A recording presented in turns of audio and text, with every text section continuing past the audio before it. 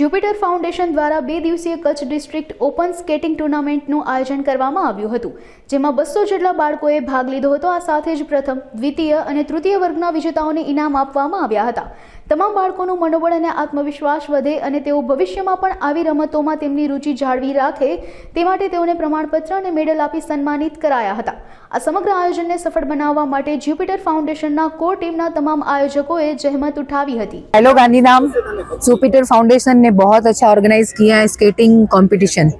मैं प्रियंका बागरेचा कच्छ जोन की प्रेसिडेंट, जिसमें साथ में प्रदीप भानुशाली जी है जो सीईओ है हमारे, और पूरी टीम है, जहाँ पे हमने first category, second category, 3 category में सिल्वर गोल्ड मेडल दिए हैं और बाकी सारे पार्टिसिपेट को हमने सर्टिफिकेट और मेडल दिए हमने बच्चों को अनुमोदना की है। 2 दिन का प्रोग्राम है ये, 7, 8 और 9 को।